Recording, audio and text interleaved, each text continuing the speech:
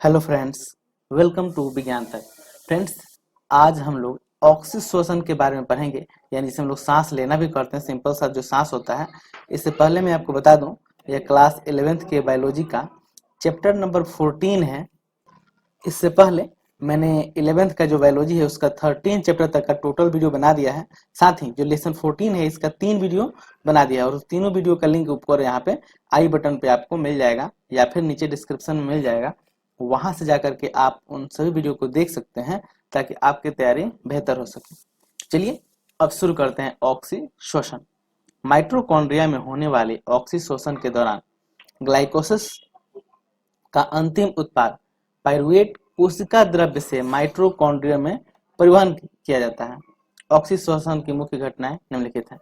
तो मैंने आपको पिछले वीडियो में बताया था ग्लाइकोलिसिस के बारे में, और उसमें आपने जाना था कि जो कोशिका द्रव्य में ग्लाइकोसिस चक्र चलता है उससे क्या होता है, पाइरुवेट अम्ल बनता है। और वह पाइरुवेट क्या होता है, कोशिका द्रव्य से, ध्यान दीजिए, पाइरुवेट क्या होता है, कोशिका द्रव्य से माइटोकॉन्ड्रिया में जाता है, यानी परिवहन किया जाता है, उसको भेजा जाता है कहाँ पे, माइटोकॉन्ड्रिया में। और ऑक्सीश्वसन माइटोकॉन्ड्रिया में ही होता है। तो ध्यान रखिएगा, जो अनऑक्सीश्वसन होता है, अनऑक्सीश्वसन या ये किस में होता है, पाइरुवेट, ये कोशिका द्रव्य में होता है, और क्या बनता है, पाइरुवेट बनता है। जबकि माइटोकॉन्ड्रिया में श्वसन होता है, यानी ऑक्सीश्वसन होता है। ठीक है, और उसमें कौन कौन सी घटनाएं होती है वो देखिए। पाइरुवेट का चरणबद्ध क्रम में पूर्ण ऑक्सीकरण के उपरांत सभी हाइड्रोजन परमाणु पृथक हो जाते हैं, जिससे 3 कार्बन डाइऑक्साइड के अणु मुक्त होते हैं। देखिए, पाइरुवेट का क्या होता है, चरणबद्ध तरीके से ऑक्सीकरण होता है, और इस ऑक्सीकरण के होने से जितने सारे परमाणु होते हैं हाइड्रोजन के, वो क्या होते हैं, पृथक हो जाते हैं, अलग हो जाते हैं, और इससे 3 कार्बन डाइऑक्साइड के अणु बनते हैं। कितने, 3 कार्बन डाइऑक्साइड के अणु बनते हैं। हाइड्रोजन परमाणुओं के पृथक हुए इलेक्ट्रॉन ऑक्सीजन अणु की ओर जाते हैं, जिसके परिणाम स्वरूप एटीपी का संश्लेषण होता है। अब देखिए, जो हाइड्रोजन परमाणु से इलेक्ट्रॉन पृथक होते हैं, यानी जो इलेक्ट्रॉन है हाइड्रोजन परमाणु से अलग हो जाते हैं, वो किधर जाते हैं, वो जाते हैं ऑक्सीजन की ओर। किधर जाते हैं, ऑक्सीजन की ओर। मान लीजिए कि H में का जो इलेक्ट्रॉन है यह जाता है किधर, ऑक्सीजन की ओर, जिससे क्या होता है, एटीपी बनता है। क्या बनता है, एटीपी बनता है। ठीक है, सबसे अधिक रोचक बात यह है कि इसकी पहली प्रक्रिया माइटोकॉन्ड्रिया के अधात्री में संपन्न होती है, जबकि द्वितीयक प्रक्रिया माइटोकॉन्ड्रिया के भीतरी झिल्ली पर संपन्न होती है। तो देखिए, जो पहली प्रक्रिया थी, फर्स्ट वाली, वो कहाँ पे संपन्न होती है, तो माइटोकॉन्ड्रिया के अधात्री में। ठीक है, याद रखिए कहाँ पे, माइटोकॉन्ड्रिया के अधात्री में। और जो द्वितीय प्रक्रिया है वो उसके भीतरी झिल्ली पर संपन्न होती है। किस पे, भीतरी झिल्ली पर संपन्न होती है। फ्रेंड्स, आगे बढ़ने से पहले मैं आपको बताना चाहूंगा कि आप विज्ञान तक टेलीग्राम चैनल का लिंक नीचे दिया गया है, उसको ज्वाइन कीजिए जरूर। वहां पे मैं आपको नोट्स डालते रहता हूँ, वीडियो की जानकारी डालते रहता हूँ, और कुछ क्विज भी डालता हूँ। तो आप विज्ञान तक को ज्वाइन कर लीजिए ताकि आपको और भी ज्यादा फायदा हो सके। कोशिका द्रव्य में उपस्थित कार्बोहाइड्रेट के ग्लाइकोसिस उपचयन द्वारा बनने वाले पाइरुवेट माइटोकॉन्ड्रिया के अधात्री में प्रवेश करता है, जो ऑक्सीकृत होकर कार्बोक्सिलीकरण की कॉम्प्लेक्स सामूहिक क्रिया द्वारा पाइरुवेटिक डिहाइड्रोजिनेज एंजाइम द्वारा उत्प्रेरित होता है। पाइरुविक डिहाइड्रोजिनेज अभिक्रियाओं में कई सह एंजाइम भाग लेते हैं, जैसे NAD+ एवं ए सह एंजाइम। अब इसमें यहाँ पे आपको इतना ही याद रखना है कि जो पाइरुवेट होता है वो माइटोकॉन्ड्रिया के अधात्री में प्रवेश होता है, वहां पे उसका कार्बोक्सिलीकरण होता है, यानी ऑक्सीकृत होता है वहां पे। और ऑक्सीकृत होने में वहां जो मेन एंजाइम है वो पाइरुवेट डिहाइड्रोजिनेज एंजाइम यूज होता है। इसके साथ कुछ अन्य सह एंजाइम भी होते हैं, जैसे NAD+ है और ए सह एंजाइम है। अब वो अभिक्रिया देखिए कैसे होता है, ये पाइरुविक अम्ल है, को एंजाइम और NADA+। ठीक है, ये तीनों मिल करके यहाँ पे मैग्नीशियम का जो परमाणु होता है वो भाग लेता है, और पाइरुवेट डिहाइड्रोजिनेज एंजाइम की उपस्थिति में ये बनाता है acetyl co enzyme CO2 NADH plus H+ ion बनाता है ये। ठीक है, फिर से देखिए, पाइरुविक अम्ल है, उसमें क्या होता है, को एंजाइम और NADH ये मिलता है, जिससे क्या होता है, पाइरुवेट डिहाइड्रोजनेज एंजाइम की उपस्थिति में acetyl co enzyme carbon dioxide NaDH plus H2 का निर्माण होता है। इस प्रक्रिया के दौरान पाइरुविक अम्ल के दो अणुओं के उपापचय से NaDH के दो अणु का निर्माण होता है। ये याद रखना है कि आपके जो पाइरुविक अम्ल से है, जो पाइरुविक अम्ल है उससे NaDH का कितना अणु बनता है, तो दो अणु बनता है। ठीक है, कितने बनता है, NaDH का दो अणु बनता है। ग्लाइकोसिस के दौरान ग्लूकोज के एक अणु से निर्मित होता है, वही बात है। तो एक जो ग्लूकोज है वो ग्लूकोज से क्या बनता है, दो NaDH बनता है। आगे बढ़ता है, एसिटाइल को एंजाइम चक्रीय पथ ट्राई कार्बोक्सिलिक चक्र में प्रवेश करता है, जिससे साधारणतया वैज्ञानिक हेंस क्रेब की खोज के कारण क्रेब्स चक्र भी कहते हैं। तो देखिए, जो एसिटाइल को एंजाइम है इसका चक्रीय पथ पर ये जाता है, और ये जो चक्रीय पथ है वो क्या है, तो ट्राई कार्बोक्सिलिक अम्ल चक्र है। क्या है, ट्राई कार्बोक्सिलिक अम्ल चक्र है, और इसकी खोज हेंस क्रेब ने की थी। किसने की थी, हेंस क्रेब ने, इसलिए इसको क्रेब्स चक्र भी कहता है। तो ध्यान रखिए, ट्राई कार्बोक्सिलिक चक्र का है या ट्राई कार्बोक्सिलिक अम्ल चक्र का है या फिर क्रेब्स चक्र का है, दोनों सेम चीज है। तो चलिए अब जानते हैं ट्राई कार्बोक्सिलिक चक्र, जिसे हम लोग क्रेब्स चक्र भी कहते हैं। देखिए यहाँ पे है ट्राई कार्बोक्सिलिक अम्ल चक्र, या TCA कहें इसे। देखिए TCA यानी ट्राई कार्बोक्सिलिक अम्ल चक्र है, या फिर इसे हम क्रेब्स चक्र कहें। ठीक है, ये क्रेब्स चक्र है, ये भी सेम चीज है। ठीक है, इसको क्रेब्स चक्र भी कहते हैं।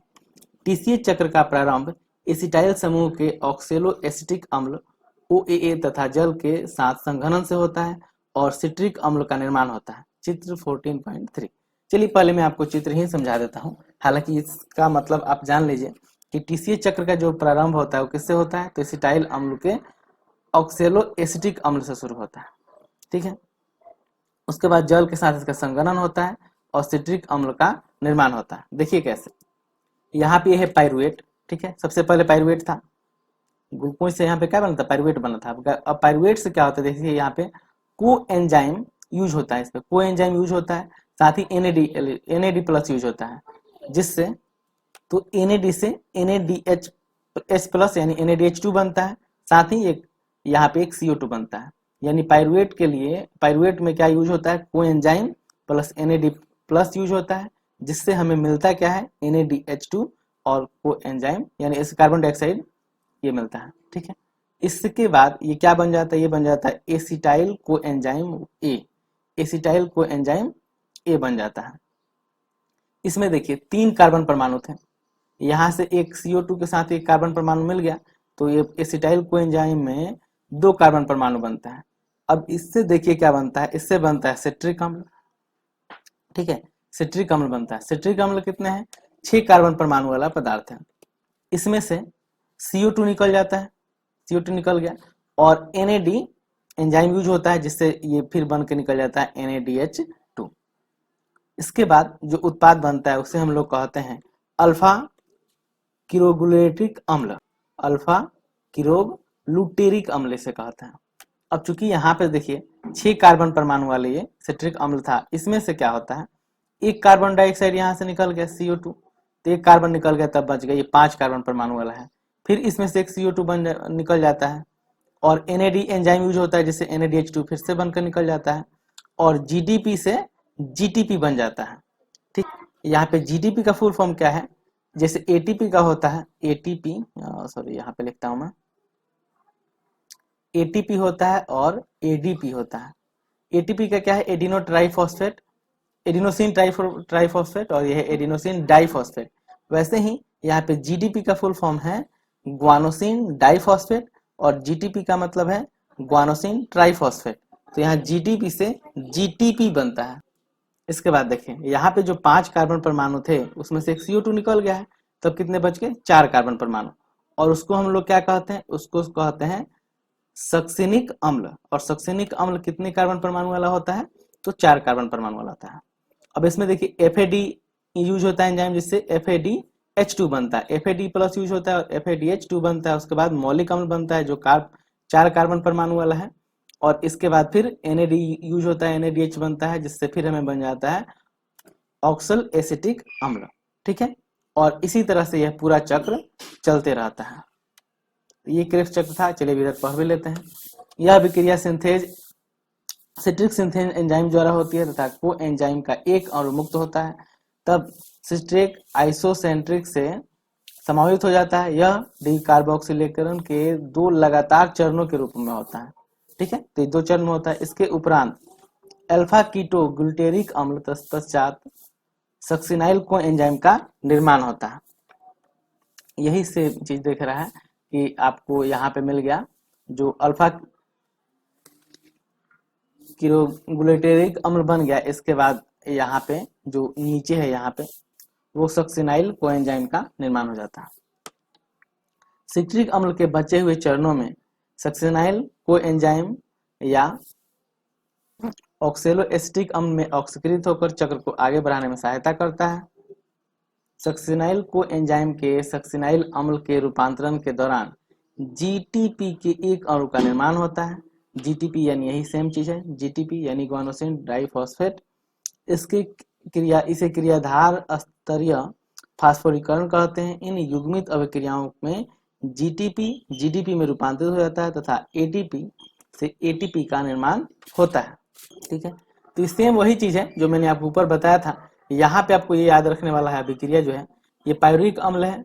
इसमें 4 NAD FAD plus H2O ADP तथा PI यूज होता है, जिससे और यह अभिक्रिया क्या होती है, माइटोकॉन्ड्रियल आधारतरी में होती है, जिससे कार्बन डाइऑक्साइड के 3 NADH2 के 4 H+4 FADH2 2 और ATP का निर्माण होता है। ठीक है, तो क्रेब्स चक्र में यही होता है। अब तक हम देख चुके हैं कि TCA चक्र में ग्लूकोज के विखंडन से कार्बन डाइऑक्साइड निकलती है, NADH के 8 अणु, NADH प्लस के 8 अणु, FADH के 2 अणु एवं तथा 2 ATP के अणु का निर्माण होता है। तो याद रखें यहाँ पे 2 ATP बनती है, इसका यूज हमें आगे करना है। आपको आश्चर्य हो रहा होगा कि अभी एक सांस की चर्चा के दौरान न ही कहीं पर ऑक्सीजन तथा न ही कहीं पर ATP के बहुत सारे अणु के निर्माण की चर्चा हुई है।